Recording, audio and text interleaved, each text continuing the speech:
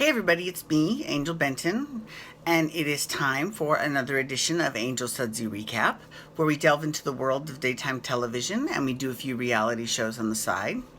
And one of the daytime TV shows that we're doing is Days of Our Lives, counting down the day to the Day of Days in November. I'm so excited about that. I'm just gonna burst. So here's the deal. Last week we saw Will show up at the church, because Lucas was having his come to Jesus moment. My lip looks a little discolored. It really isn't though. Anyways, so they had Will show up, and he turns around, and it turns out, and now remember last week I was like, I'm not sure if that's really Will.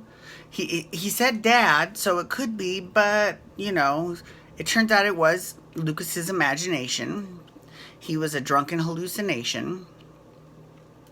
And he basically, the best part that well, first of all, Brian Datillo, who plays Lucas. He's doing so, I was crying. I'm not going to lie. I cried a little bit because the scenes he had where he was talking about, how much he misses his son every single day and how he thinks about his son every single day. Every time he looks in Ariana's face, he sees his son. Oh my God, I lost it. It was, and he asks, why this happened. And he said, in addition to him being so sad about losing you, he lost Adrian, who was so cruel and just dumped him, and he's really upset about that. And the thing is, Will actually said, maybe, she dumped you, so maybe it's good that she was good for you, but she might not be the right girl for you. He goes, so really, then who is? And he goes, what about Mom? So they're kind of sowing the seeds for Sammy Brady to get back, and I hope she gets back with Lucas. I actually am a big Lumi fan. Oh my God. I can't remember. I can't believe I remember these relationship names. It's so ridiculous. But I like Lucas and Sammy together. I've liked them for good 20 years together. I think they're fantastic. They're great schemers, because that's how they really became friends, was when Lucas wanted to get with Carrie and she wanted to get with Austin, so they schemed to break them up. Then they slept together one night and had Will, but it's all water under the bridge now.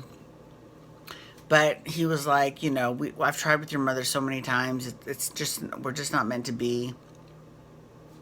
So it was just really good scene work for Chandler Massey, who's back as Will Horton, and then also for Brian Datillo, who plays Lucas. They just did a great job. Okay, so then moving on to Sonny. So Sonny and Paul, because Lucas kind of really ripped into Sonny, and the good thing is that it forced Sonny to actually discuss a lot of the things that have happened with Will, and kudos to Paul, because Paul's the one's like, we need to talk about it. I'm okay, if you, whatever you feel, I'm okay with that. I'm not going to get upset and run away because you feel a certain way. You know what I'm saying? You're marrying me tomorrow and Will's gone, So yeah, because Sonny had a dream where Will showed up to him too. And he's like, if you love me so much, why are you marrying that guy? And then he turns around and it's Paul, and they're like, so, obviously there is a bunch of conflict in there in Sonny's mind. And that's okay. I like that. Now, granted, the scenes didn't move me as much as the ones with Lucas did, but he's still working through some issues. So I'm definitely seeing the seeds of Will's return coming back. So, that's good though, because Will was a huge legacy character that I can't believe they killed off. I still can't. So Will's coming back somehow. I don't know how, but he's coming back. And I'm thinking, Sammy's coming back, so they're definitely sowing those seeds as well. I hope she comes back to be with Lucas. And let's talk a little bit. The whole Brady, Nicole, Eric, I'm just way over it. let Nicole run off with Eric and leave the show. I mean, Eric, I hate to say this because he wasn't always this way, but Eric is almost as insufferable a character as Jennifer Horton. But she is the worst, but Eric is close to the worst. It's just people that are so, sanctimonious. Now, it's one thing if they had no reason to not be sanctimonious, but Jennifer's a pill addict. Eric ran over someone and killed them with his car when he was drunk driving. I mean, like, they're probably the last people in the last position to be throwing stones at anyone. So, I don't know. And Brady, Brady's never been an angel. But actually, Brady's the one who, he basically connived so that Nicole would be fired from the Horton Center because he wants her home. Which, by the way, that's so, like, 1950s. I mean, like, really? Really? Okay. But he doesn't want her home. He just doesn't want her working with Eric. That's all. Because he's afraid that something might happen. Right? And it's not that he doesn't trust Nicole. He doesn't trust Eric. Which is interesting because they grew up as brothers. But, they aren't technically blood brothers. But they were brothers by marriage. Anyways. So, okay. Chad, I gotta give it up to new Chad. I know we call him new Chad. He's not the new, he's just not the original Chad, but he might have been in the role at this point now longer than the original Chad. I'm not sure, but he's really cute.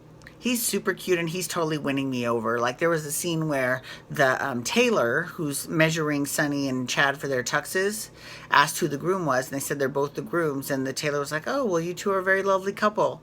And Sonny was about to correct him, and Chad's like, oh, I just love my little Sonny. And it was really cute. It was a really cute scene. Oh my God, and then his scene with Andre, he had a scene with Andre where he was talking about, yeah, bro, and he's like, don't ever call me bro. And that's what Andre said, and it was just really cute, really funny.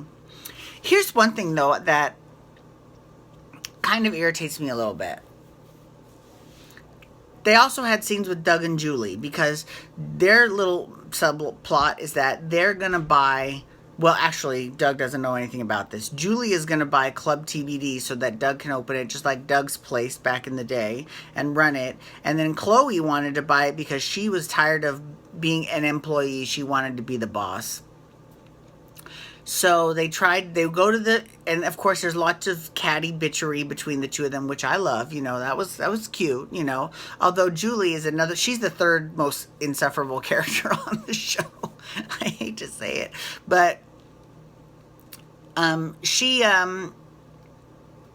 Julie and Chloe were there trying to buy the club at the auction, and then who shows up? Myron, whose hands are clean in the whole thing, but really they aren't. But he bought into a startup, and instead of taking a paycheck, he took stock options. The IPO went out, and he got all this money. So he bid $400,000 for the club, and they each only had $250,000 to spend. So they pooled their money and bid $500,000, and they won the club. And now they've got to work together. Listen, I like the fact that Doug and Julie are together. That's great. And I'm glad that they're over the whole cruise thing. She's like, we've been to every single port of call at least 50 times. And it's true. They kept going on cruises back and forth, so I get it. But what kind of irritated me a little bit was that this would have been the perfect time, because they had a scene where Doug and Julie were talking about Doug's place and the night they first met and all of that, right? We should have seen that. That would have been the perfect time to have a flashback. Right? From way back when. How cool would it have been to see Julie with her hair? I don't know. Maybe back then it was in black and white, but I don't think so. I think they were in color by that point. So, yeah. But, that was a little bit... That was a miss. That was a miss on Days of Our Lives. But, I'm loving the writing because... I never thought I would say that about Days of Our Lives. So, obviously, hiring Ron Calarvati as the head writer, great choice. Great choice. I'm loving that there's a nice use of history. Like they talked about, Abigail, and they're like, really, you don't want a stripper? You're the one that hired a stripper for Hope's birthday party, bachelorette party. I'm not even sure if it was that Abby, but it was, and that's great because it has nothing to do with the actress. It has to do with the character, and the character of Abby did hire that stripper, and I think it was Kate Manzi back then. But so the thing is that is perfect because a lot of times writers they just write for that specific actor. They don't write for what happened before. So in this case, this is really good because they're really playing on that history, and I love it. There's one little bit of history that is in the back of my mind. So there were the Damaras were talking, Chad and Andre, and Chad was like, I've met Kristen, I met Lexi and you, and I'm glad that I got to meet you all. But there's a couple siblings he forgot or that he doesn't know about. I don't know. One of them is Peter Damara, Kristen's brother. Peter Damara went to jail and was never heard from again, and that was like 20 years ago. So obviously he's out of jail. I mean, if Nick Fallon can get out of jail for full-on killing someone, Peter Damara is just an attempted kidnapper. I don't think he would be in jail that long. So that's one thing. The other thing is they have a sister, Princess Greta.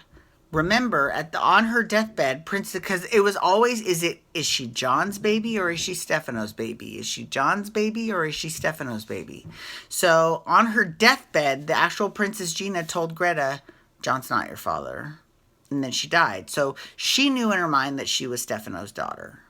So there is another Damara out there as well. Just want to point that out. Anyways, thank you so much for logging on today. I do appreciate it. Please feel free to follow me on Twitter and Instagram for all the days of my life.